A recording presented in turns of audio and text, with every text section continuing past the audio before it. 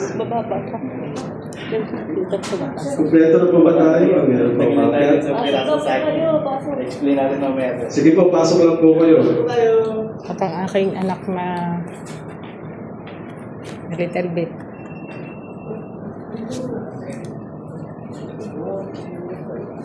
Sige po, pasok po tayo. Siya yan. Okay po, I think we're complete. So nandito po tayo ngayon sa Visitors Gallery ng ating po Philippine Research Reactor 1. So dito pinapakita po namin yung lumang console. So ito po yung ginagamit natin back in 1984 to 1988. So itong dalawang panel na ito. And we also have here a replica of our nuclear fuel. So as you can see, yung ating fuel for a research reactor is very small compared to a nuclear power plant. It's because this facility is not intended for electricity generation. Kaya po, small amount of nuclear material ang ginagamit natin. But typical to any research reactor, ang ating po minomonitor usually sa state ng ating reactor ay what is the thermal power, meaning gaano kadami heat na napoproduce. What is the temperature of the fuel, the temperature of the coolant, and also yung tinatawag po nating reactivity, or meaning how potent is the reactor in maintaining the fission reaction. So ito po, pinapakita natin yung old, which is fully analog back then. Lipat po tayo din sa kabila. Ito na po yung ating operating na control console. Sige po, pasok po tayo dito. Pasensya niyo na po, may mga upuan kasi kahit na umaga may mga students din kami dito that they did their experiment. So po, spread out. Pwede po tayo maupo. Upo po tayo para medyo mapahinga kayo. So, previously, as you can see, analog yung systems natin. But now, we are using fully digital. So, mas maliit na yung ating instrumentation na kailangan. As you can see, everything can fit in a single TV monitor. And what we are seeing here is the reactor parameters. Right now, naka-shutdown yung ating subcritical assembly.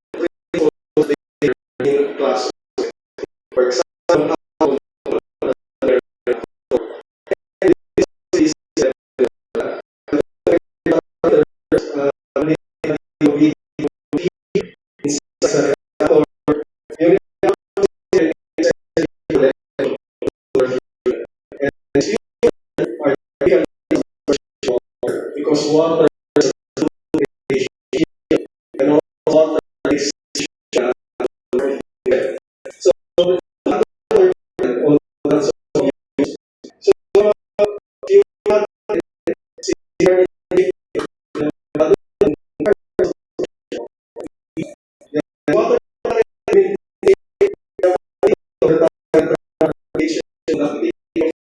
because you want to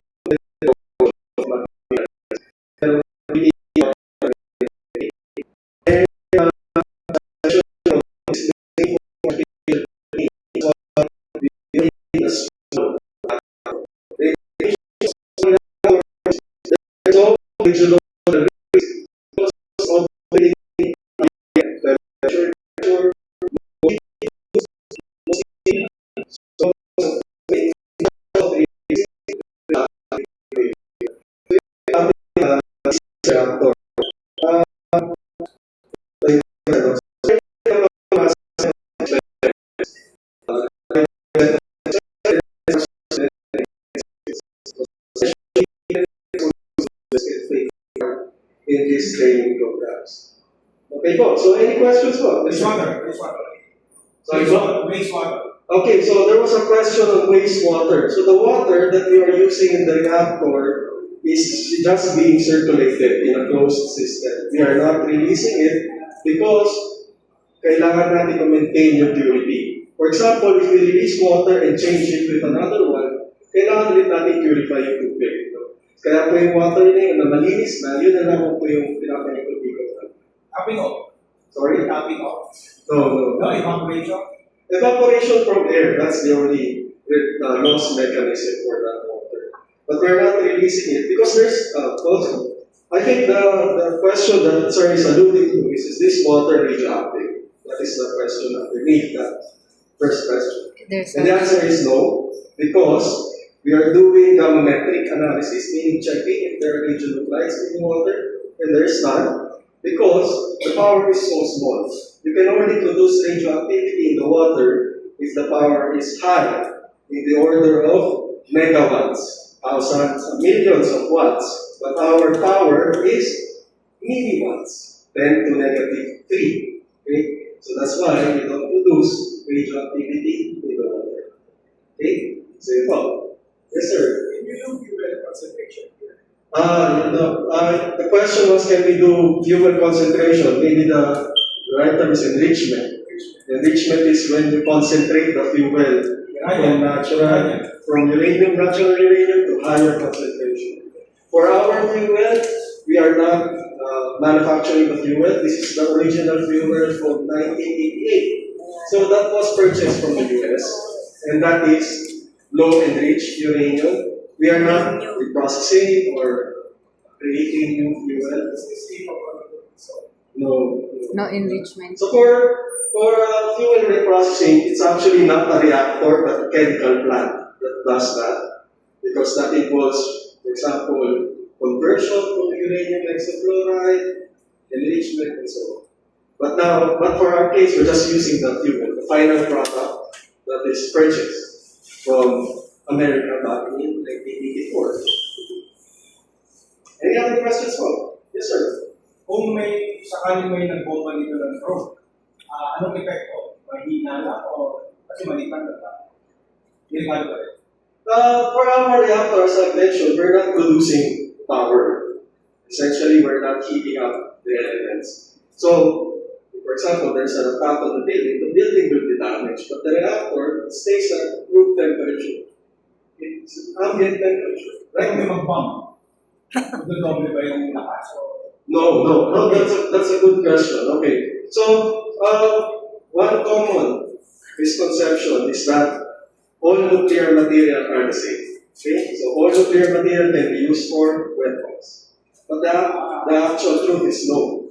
Because there are generally what we call, in terms of uranium, high enriched uranium and low enriched uranium. We can make that analogy like alcoholic drinks. If we compare beer with gin, there's a difference in the concentration of alcohol, right? And gin, we know kaya silatan ng gin. But beer, we natin kaya silatan. So similar to enrichment of uranium. Yes. High enriched is weapons usable. Meanwhile, low enriched is not weapons usable. And the one we're using here is low enriched uranium. So even if you compact it, compress it, whatever you want to do with it, it's physically not possible because the concentration is not enough. So nuclear detonation is not possible with low enriched uranium. Hindi pa na nakakalasing ko, no? Opo, yun lang po. Kaya, yun din ang magandang analogy for enrichment and Hindi nakakalasing. I think we're all prepared to go inside. So, just a precaution lang po, no? When we go inside, we are 3 floors above ground. So, just stay behind the rails. And also be careful of trip hazard. May mga steps rin po, baka matalisod kayo. And also, when you look in the front later, when we go inside, what you see in front of you, that is the old reactor pool. Back in 1963 to 1988, the fuel was there. But the operating part of the facility will be towards to your left when we enter. So towards to your left, when we enter, you will see a tank containing water, And inside of that, if you look very closely in the middle, that's the actual uranium fuel.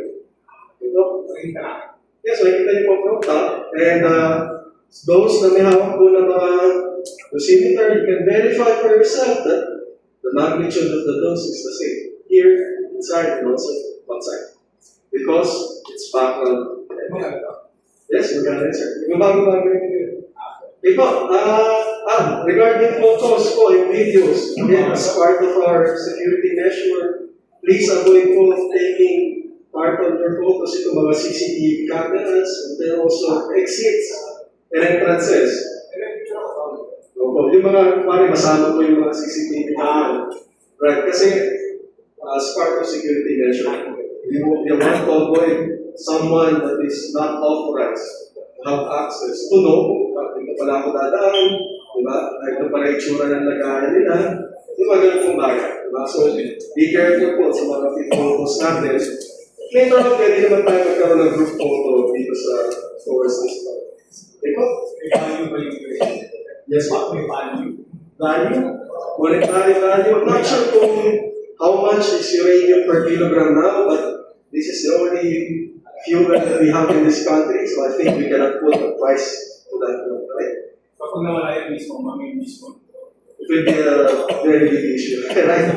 Not only locally, but internationally, because IAEA tracks all the uranium. Yes, the International Atomic Energy Agency accounts for those uranium here. They visit us to check that we are accounting them properly. To make sure also that we are not diverting from not peaceful uses. Okay, so I think we're all good. Yes, sir. Anong progress ng Pilipinas sa capability for YouTube bombardment thorium? Thorium, so there was a question here about thorium. Okay, so right now, predominantly kasi ang commercial nuclear power industry relies on uranium because the fuel cycle facilities are for uranium production. But thorium is more abundant compared to uranium. And thorium can be changed into nuclear fuel. So that's why there are countries that are looking at thorium. For example, India. India is much more advanced in thorium processing because they have a lot of thorium. And for our case here in the Philippines, I don't think we have a dedicated study on thorium-uranium cycle because we are still embarking on the conventional, which is uranium cycle. If we've got adequate money, nakadagdag tayo ng module sa PNRI compound na nakapag-breed tayo ng uranium from thorium. Nakapag-install tayo ng neutron bombardment facility dito. Kaya-kaya natin yung required na TRL niyan. Okay, so regarding that, if, for example, supposedly PNRI will embark in that research, first we will need a reactor for production of uranium from thorium. Next, we will need the processing facility to extract thorium from the target and fabrication. And I think we are very much far from those stages at this point. How many Those decades far? technologies, Mga ilang decades? I cannot say for Hindi sure, pa sir, mag- how long it will take. But some countries are doing it, so it can be done, of course. But I don't think Korea is working on thorium. The one that I'm very familiar is India and China. They're doing that because it is an alternative form of fuel. Thank you. Okay, appreciate it, sir. Okay, so let's head inside po.